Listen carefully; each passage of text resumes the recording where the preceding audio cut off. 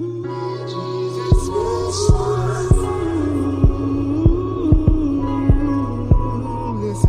are you ready for Reggie's expression? Heal a little more with Reggie's expression. Down where the talk is real. Reggie's expression. Never neglecting how you feel. Reggie's expression. This is Reggie's expression. This is Reggie's expression.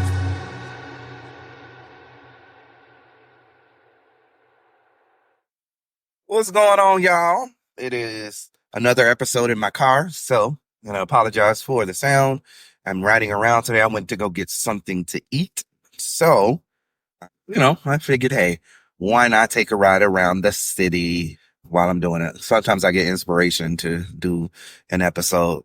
I don't really like sitting at my desk too long at my house. I just wanted to do an episode again in my car, so there's that. So it is Sunday as I'm recording this, and right now it is mostly cloudy, overcast here in the great city of Orlando / Apopka / Ocoee, and we're we're gearing up for a weather event, whether it be a lot of rain and wind, or whether it be a lot of wind, no rain. But we're gearing up for a weather event that is going to impact Central Florida, at least for the next, day and a half or so, as the tropical storm Debbie passes through. And I kind of wanted to make this episode about that and how prepared or non-prepared or not prepared some people are when these things happen. So, needless to say, everybody who, make sure you stay safe, adhere to the evacuation warnings if there are any, and let's not use this as a time for us to act a dang fool. A lot of us do, what do you call it? Hurricane parties and stuff like that. And, ain't nothing wrong with a hurricane party every now and then. You know what I'm saying? Ain't nothing wrong with it. Let me see. Give me 1 second. Y'all. I want to do something. I need to change let's see. I'm trying to change something in my settings here. Night mode, show notifications, because I'm afraid when this goes dark, sometimes it stops and I have to keep telling it to display in brightness. There we go. Let's take it off of the minute and put it on never, at least for now. All right. So I'm sorry if that was any issue while I was doing that, but yeah. So don't use this as an opportunity to act a dang fool. Go and adhere to what the city is telling you, the state is telling you. If they're telling you to evacuate, please do so. Don't, we don't need any unnecessary fatalities to happen. So I've been in Florida for 17 years or 18 years. I moved here in 2006 from California. And I will say, when it comes to the weather events, when it comes to hurricanes and tropical storms, Florida is always a unique situation, simply because at some point, if a hurricane is coming to our area, going to the Gulf, a good portion of Florida is going to be affected, whether it be, being a part of the eye of the storm or, torrential rains for the most part. And, because we go through an abundance of these warnings, a lot of us really just kind of, like we're indifferent about it. We don't go and do the preparation that we need to do. And this year I decided I was going to be different. You know what I'm saying? I was like, you know what? We going to need water. So I started at the beginning of maybe April, like weekly. I was ordering through Walmart, every week for about 5 weeks, ordering a case of water. It's me, Carlos, and his niece, getting a case of water. We do have water from previous years. Water is water is water. It's not, unless it's open, it's not gonna, perish or anything. So, and even when it's open, as long as it's secured, it should be fine. I should say. So, needless to say, I wanted to make sure that I get ahead of the rush, because every single time this happens and a weather event happens where it's going to come over to Florida, at the very least, we may be affected by the electricity, which is, more the reason why you want to get perishable items and water, so your food and your refrigerator, might not go bad, so you can have things that are able to be used. And more often than not, we wait to the last minute, myself included, wait until the last minute and like, okay, I need to go to Publix. I need to go to my local market and buy all the water and, get all the things. And when you go down the water aisle, there's no water. There is not a gallon of water. There's not, you know, anything that we can do to get water. And now you're concerned. Now you got to go old fashioned and fill your tub up with water, which, a lot of people don't like drinking tap water, simply because of the, toxins and things that are in there, the additives, when water is treated, they don't want to go through all of that. So, and you can't boil water if you ain't got electricity. So, you got to go back to the primal times of putting a stick in a, rubbing two sticks together, creating a fire that way and then boiling it. But who wants to do that in this technology world? So, yeah, it always happens. And I decided this year I'm not going to do that. 2024, I'm not doing that because you just never really know. Things happen so quick and so fast sometimes, with these weather storms. They were talking about the last update that I got that she may turn into a hurricane. And I say she because it's a Debbie. Her name is Debbie. I don't know what her pronouns are or their pronouns are. So it might be wrong of me to assume that that's what she wants to be called, but with limited information, it is what it is. And I kid, guys, I kid. So yeah, we need to, go out there if you can. If you haven't gotten your stuff already, I hope that you have. And this is just the sign of, something to start. Typically the first one is always, like a intro into, intro into, sorry, into something bigger, something more potentially happening. And I just don't want nobody to get caught with their pants down. Some of that means going to go get water, getting perishable items, which I probably should have done more in terms of perishable items, peanut butter and stuff like that, just to have on hand. But, the times that I've been here in Florida, in the areas that I've lived in, I'm in Central Florida, and I'll tell you, we're pretty unique. And I'll explain why in a moment. But I'm here in Central Florida, and, the times that I've been able to, the times we've had, weather events, I've only had like, I think in 2017, I don't remember. It may have been Maria. I don't remember the one that really affected Puerto Rico pretty bad. We were out of power for maybe 12 hours. We usually get by unscathed a lot of times when it comes to, the emergency of it all. At the end of the day, we have, torrential rains. There was one year where limbs from the tree fell, right in my backyard. And, that was interesting, but it wasn't anything that, needed to be considered as, an emergency. So, I mean, it was fine. So it's difficult for me to, kind of, it's difficult for me to have that level of concern considering I haven't had to. And you never want to be in a position where you shoulda, coulda, woulda, and this is the time that you need it, because, things go typically when you're not ready, those things go downhill pretty fast. And it just becomes an experience that, is not anything anybody enjoys dealing with. So you got to do it. That is, Florida has its perks, and the perks of living in Florida is that we have, pretty much good weather for most of the time that we're here. We have mild winters, freaking fall literally does not exist in the state of Florida.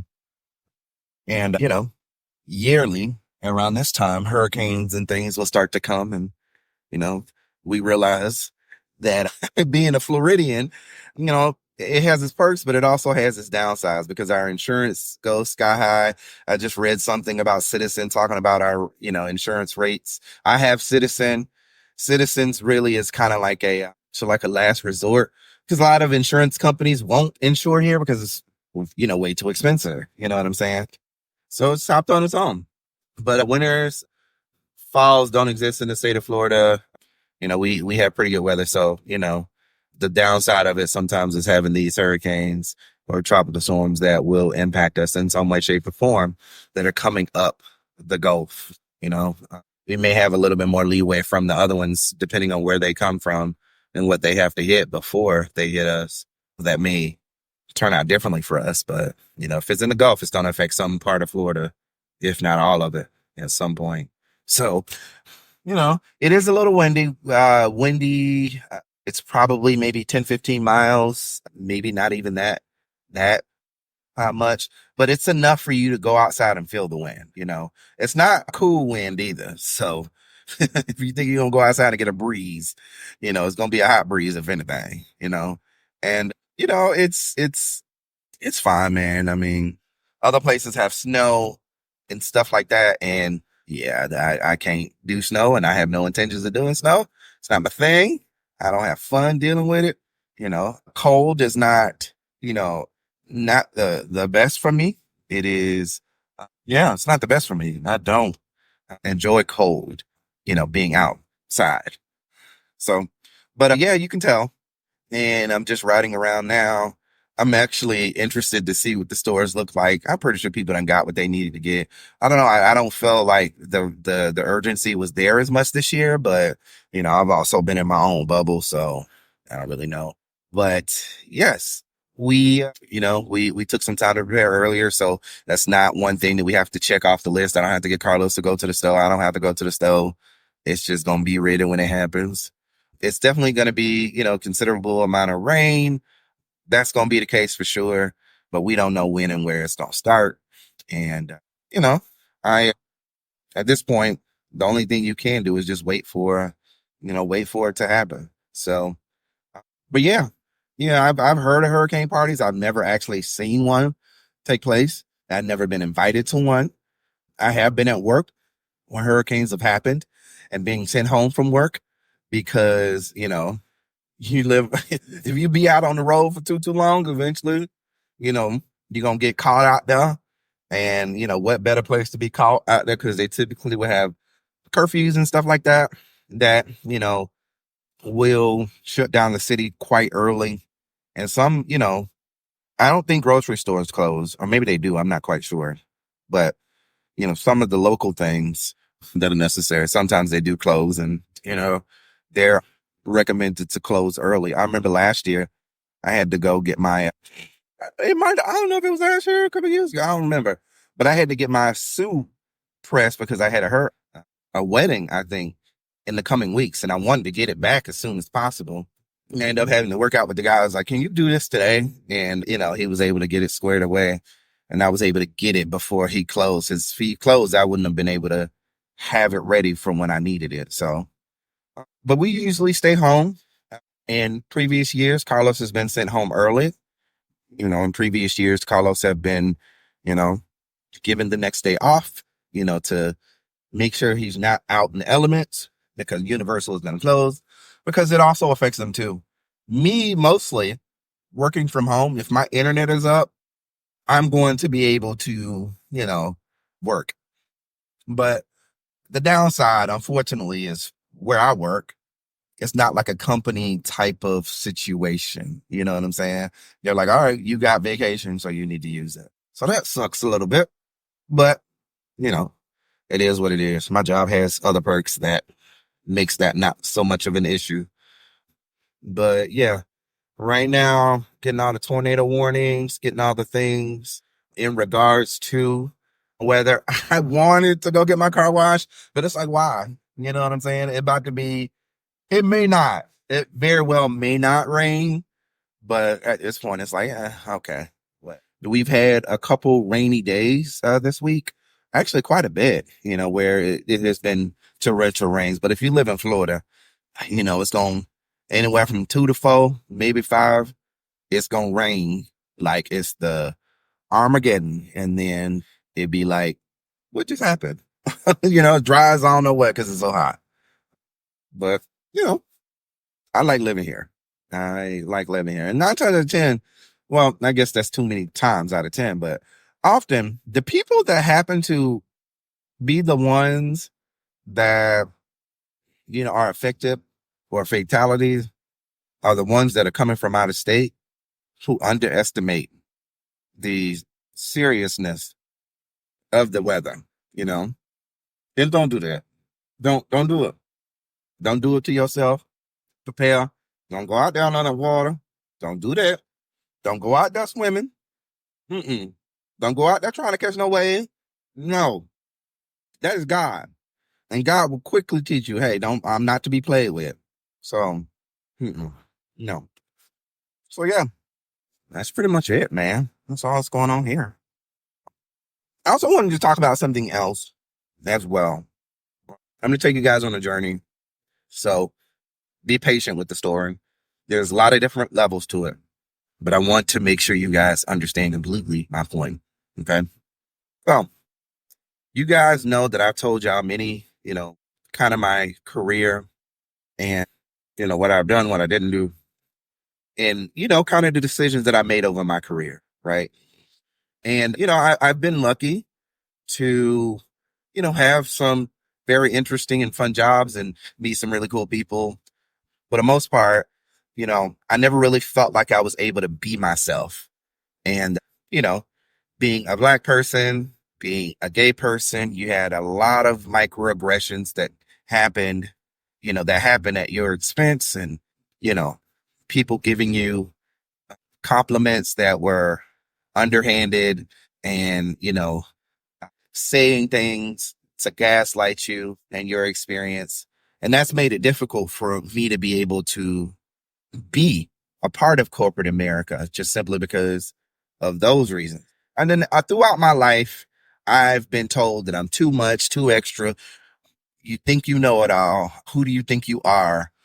Why are you the authority on this? And sit down somewhere. That's been my whole ass life often. To the point where it makes me think like, damn, is it me? Like, am I really the problem? And it wasn't until like recently where intellectualism and just, being acknowledging like trends and stuff of like things that have happened that, people have imprinted on you that really had nothing to do with you and everything to do with their own insecurity. I've gained strength from that, knowing that, hey, not most often, if somebody's telling me I'm being too much, it's because they're not doing enough. So, I've had to kind of reconcile with that and acknowledge that to be the case and you know, just kind of settle with it and reconcile my grievances with just knowing that that's going to be the case most often. So you do different things and, you do a lot of different things good, not great. So you become a jack of all trades, master of none. And, jack of all trades, master of none is not a compliment. At least in my area of the world, that's just people saying you do a lot of things, but you ain't great at none of them. And, I don't necessarily agree with that. I feel like I'm a chameleon in certain ways. I can do many different things if you give me the tools to be able to do it successfully. So what are you getting at, Reggie? I'll tell you. So rarely in life do you get an opportunity to see that the decisions you make are good or bad. I mean, you get the confirmation, oh, this is a horrible decision right away. You know what I'm saying? Because things don't go your way, or better yet, you just don't like it. You're finding yourself involved in a whole bunch of turmoil with reconciling with your decision that you made. You find it all pretty early on, but rarely do you get the the acknowledgement that, hey, you did make the right choice. So sales is, sales and customer service has been my like focus for a number of years. I thrive in customer service simply because I can understand and put myself, they call it empathy, put myself in other people's shoes. Very good. I can see what it's like to be a customer who wasn't able to pay their bill. Why? Because I've experienced it. Also because, you know, it doesn't take much to put myself in that shoe. You know, I can sympathize with the person having to pay, 3 times their insurance because they got, 15 accidents, or, they need their cell phone and it was cut off because they couldn't pay it. You just many various different things among, among me, among my experience in the jobs that I've done in the past. But I've been in the insurance space for 6 years. I started literally from the ground up. I started as a sales rep, got a promotion within that. From that, I transitioned to another position that gave me another set of insight, another set of eyes on a different experience. Moved from that, wanted to get into the claims aspect of it, did the claims customer service, got to understand and experience what it was like to be someone who took in, the situations like, when people get into accidents, I'm the first person they would talk to. And as of recently, I become a claims adjuster. And the reason why I made the choice to become a claims adjuster was a couple of different reasons. Number one, that was the intent from the beginning. I got it from a friend who had done it, and it gave me the idea because I don't have a degree. I don't have a full on degree. Okay. So, just certificates of completion and stuff like that for, radio and television and things that I've done in the past.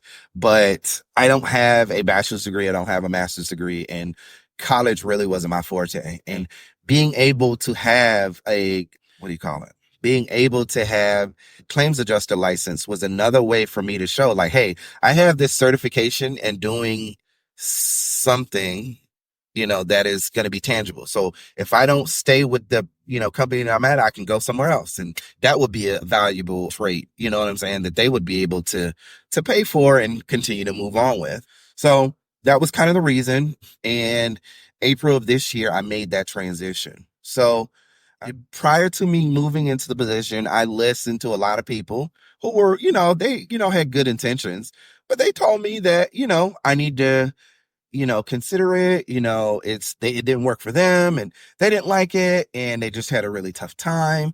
And, they explained to me that, hey, if you're not a organized person when it comes to timelines and making sure that you keep in contact with customers and stuff like that, it's going to be difficult.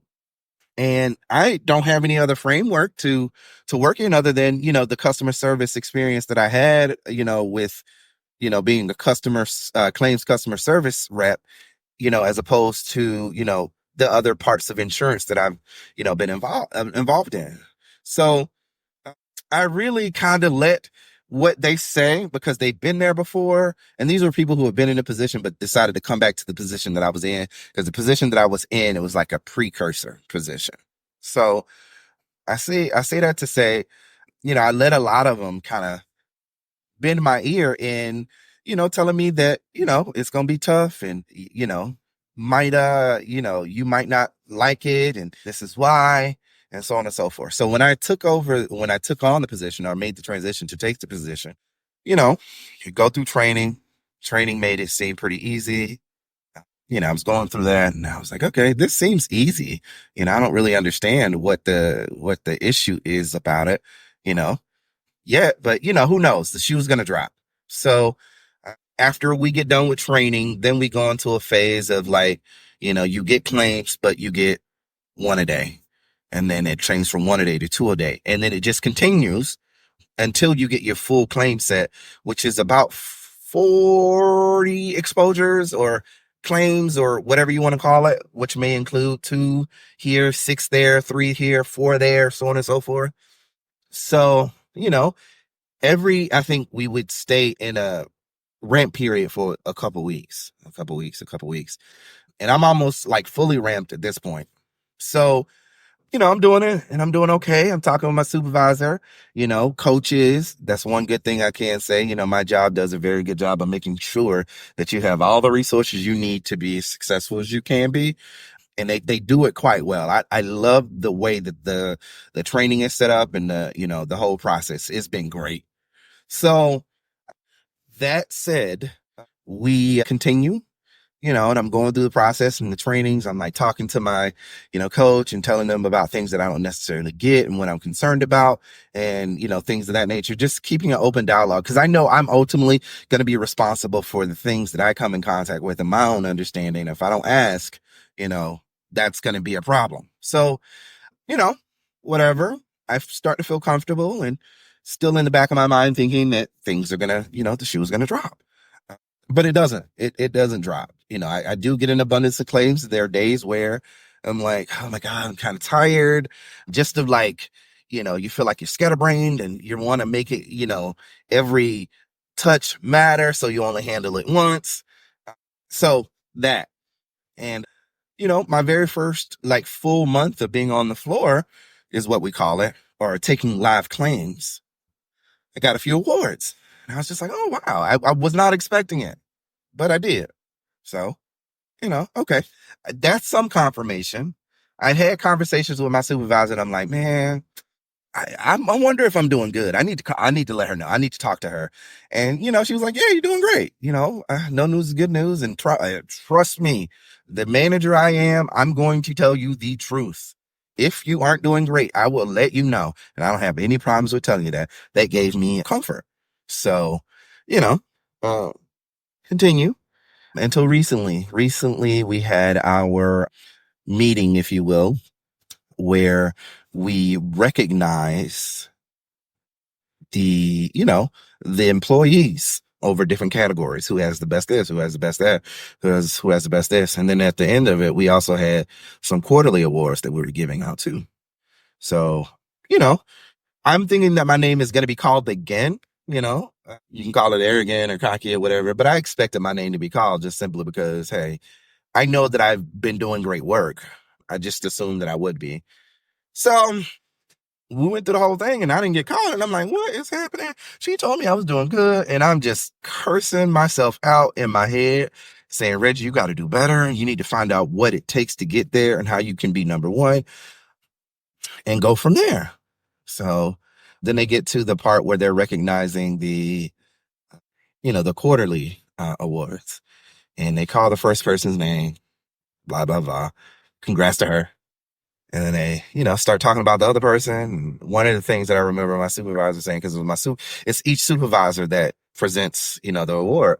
My supervisor said, I'm not going to say how long this person has been with us, because if I do, they'll automatically know. And that kind of stuck out to me. And I was like, oh, okay, it might not be me. It could be anybody. At this point, it has been everybody. It ain't been me. And, I'm a little embarrassed. I don't want to, be celebrating. And reality is, you didn't win. So we continue. And, she's saying some more attributes. Sorry, I was laughing at how I said that word because it was horrible. They tell more about the person that, that they're talking about. And I'm like, okay, great. Then they talk about a specific situation that was similar to something I had did weeks before. I had this interaction with the supervisor, and the supervisor overheard something I said, and they were like, oh, you did that great.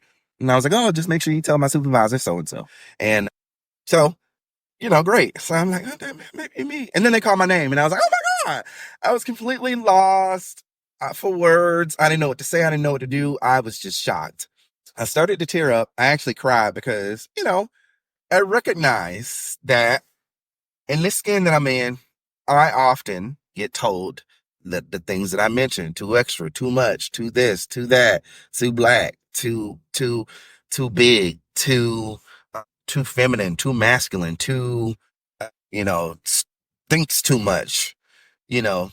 My being is synonymous with too much. So, this is the first job that I can truly say, without any hesitation, that I have been celebrated for being who I am. I'm just a quirky, silly, observational guy who really just enjoys having fun and is extremely awkward. Shout out to Issa Rae, who made me feel seen when she came out with Awkward Black Girl. Even though I'm not a black girl, that awkwardness was exactly the person that I am. She made it possible for me to lean into that. And as I've gotten older, the more I lean into it, and the more it's not a personality issue. It's not a personality quirk. It's just the part of who I am. And being that way is okay. So the moral of the story is be you. Ignore those folks who are out there trying to tell you that you ain't enough, because it's them that's not enough. And they don't know how to be enough. and they see you, and you make them question who and what they are and what they need to do better. So they're going to do whatever they can to diminish who you are. So yeah, don't listen to those people. It's easier said than done. I will say it is, the most difficult thing, because there's going to be a lot of people coming at you all at the same time, talking about how you too much, and you're going to start to listen to those folks, and you're going to see confirmation in their reasoning for why they say you too extra, and things are going to be difficult for you because you're going to be listening to what they say, and then also, finding yourself believing it because things don't turn out the way that you want them to. Ignore that shit, man. Ignore it, because it's not the truth. You are great. You are the best at what you do. And, some people just need to catch up. And you are who you're supposed to be. It's all right to be extra. And, people can say whatever they want to say. I think at the core of it all, when they say sticks and stones may break my bones, but words will never hurt me. Words they can hurt, but words don't kill you like sticks and stones can. Words can make you have self-doubt. But once you find the power within yourself, those words don't matter no more. And that's the bottom line. So be you and be good at it. That's all I got. That's my time, y'all. Y'all can find me on social media. If you want to find me on TikTok, it is Reggie's Expressions. So REGGEES Expressions, all one word. If you want to find me on Instagram, it is R_L_ Garner, and that's spelled ARE_EL_ Socorro Garner, SOCORROGARNER. And then you can find me at RL Socorro Garner on Facebook, spelled exactly like how I spelled it. I'll catch you guys on the flip side. Thank you so much for listening. We'll catch y'all in a couple weeks. Bye, guys.